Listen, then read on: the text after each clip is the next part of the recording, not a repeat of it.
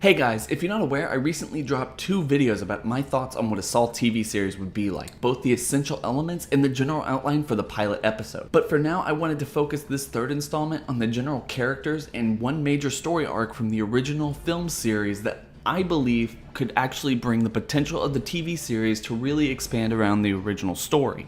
As I said in the last video, I believe that in order for a Saw TV series to work, the story would need to focus away from traps and twists and focus more on characters.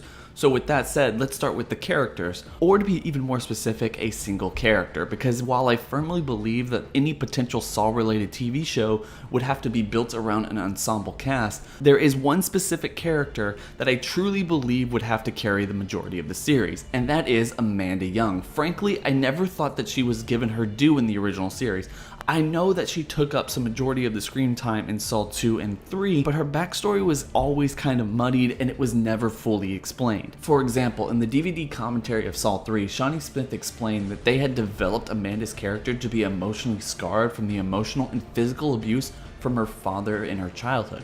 And that kind of starts as the emotional standpoint before Eric Matthews frames her and starts her down the road of addiction and self-mutilation. For me, I definitely believe that exploring these character elements is very important to any potential story for a Saw TV show. So how would this work in expressing the general outcome of this entire series? In my version of the story, Amanda's emotional trauma would begin from a very early age with the physical harm of her adoptive stepfather, who for several years constantly abuses Amanda and her mother in the confines of their own home. In order to save her daughter from a lifetime of abuse, Amanda's mother sends her to live with her grandparents, where she lives a somewhat happy life before attending college and even beginning med school. Because screw the Dr. Gordon twist at the end of Saw 3D, that was so annoying and completely unnecessary. In my version, any medical treatment or any medical procedures will have been done by Amanda, and the strict relationship between John Kramer and Amanda Young is what really drives the story. Anyway, getting back to this. It would be during med school that Amanda is actually jailed for the use and sale of drugs, and she's quickly found guilty and placed in jail for a 3-year sentence. But lo and behold, Amanda was actually wrongly accused to her drug charges. In fact, she was framed by Eric Matthews' actions due to the legal push of the city's new mayor, who ran on the promise of cleaning up the streets and zero tolerance for any offender. Because of this, the police department is going through a rough time meeting their monthly quotas and forcing officers to resort to dirty practices in order to keep up. And of course, this would all boil down to the only good cops remaining in the department being Detective Allison Carey and Officer Daniel Riggs, with Eric Matthews being the morally ambiguous one between them.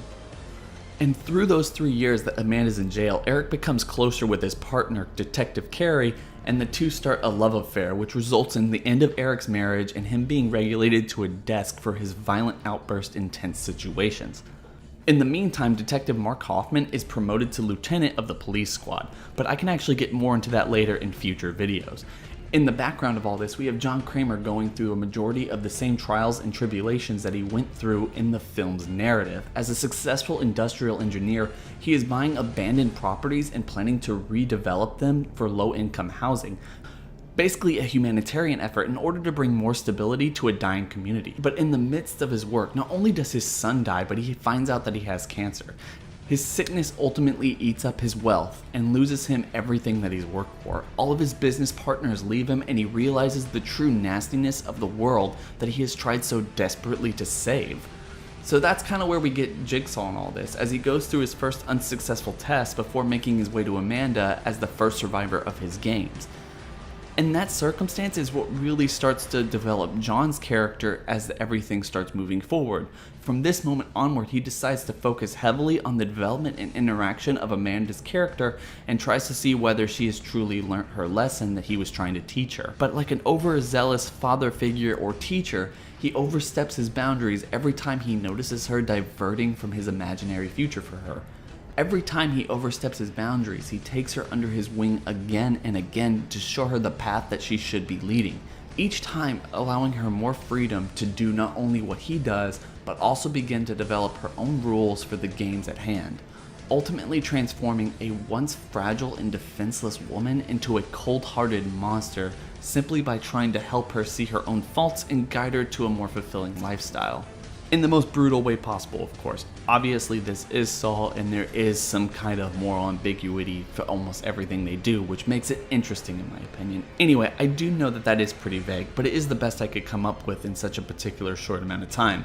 If you want to hear more about how I would explain the overall story and kind of tell you about more of the characters that I left out that I actually introduced in the pilot episode, which if you haven't seen, please go check out. It will be in the description below and annotated on the video here.